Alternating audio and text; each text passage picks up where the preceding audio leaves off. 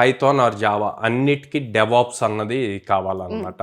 So అలాంటి common things కానీ చూసి ఇవన్నీ ఏంటంటే మనకి ఎక్కువ టైం పట్టదు నేర్చుకోవటానికి, ఎందుకంటే ఆల్రెడీ వర్కింగ్ ఎక్స్పీరియన్స్ ఉంది. సో ప్రొడక్షన్లో ఎలా జరుగుతుంది, ఎలా డిప్లాయ్ చేస్తారన్న ఐడియాస్ ఉన్నాయి కాబట్టి సింపుల్గా like 15 days 20 days time spend చేస్తే డైలీ 2 hours 3 hours స్పెండ్ చేస్తే కనుక ఒక న్యూ స్కిల్ సెట్ మీకు యాడ్ ఆన్ అవుతుంది.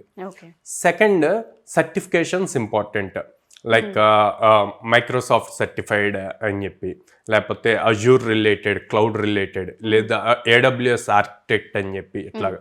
సో ఇవేం చేస్తాయంటే మీ ఎక్స్పీరియన్స్తో పాటు ఈ స్కిల్ సెట్ ఎక్స్ట్రా ఉండి సర్టిఫికేషన్స్ యాడ్ ఆన్ అయితే గనక మీ వాల్యూ చాలా పెరుగుతుంది అన్నమాట. అప్పుడు మీకు కాంపిటీషన్లో అంటే చాలా తక్కువ మంది ఇట్లాగ అన్నీ కలిపి ఉన్నవాళ్ళు ఉంటారు. సో అప్పుడు మీ వాల్యూ ఎక్కువ ఉంటుంది, మీ శాలరీ ప్యాకేజెస్ పెరుగుతాయి, మీకు ఇచ్చే ప్రమోషన్ అండ్ ఆ పొజిషన్ కూడా చాలా హై లెవెల్లో ఉంటుంది. అందుకే మీరు చూస్తే సాఫ్ట్వేర్ ఇండస్ట్రీలో చాలా తక్కువ మంది ఉమెన్ హై పొజిషన్స్ లో ఉంటారు. ఎందుకు అంటే రెండింటిని బ్యాలెన్స్ చేసుకోవాలి కదా. ఇప్పుడు మళ్ళీ మనం కష్టపడి ఇంకో కోర్స్ నేర్చుకోగలమా, వద్దులే ఇది ఇట్లా కంటిన్యూ అవుతుంది కదా, కంటిన్యూ చేద్దామని ఉంటారు.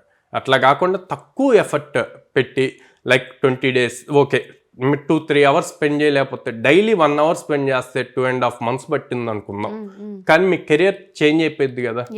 మీరు వర్క్ చేయాల్సింది సేమ్ 8 hours, కానీ ఒక 2.5 months కనుక డైలీ 1 hour స్కిల్ మీద టైం పెడితే నెక్స్ట్ 2-3 years మీ కెరీర్లో మంచి ప్యాకేజెస్ వస్తాయి, మంచి ప్రమోషన్స్ ఉంటాయి కదా. సో ఆ వేలో థింక్ చేయమని చెప్తాను.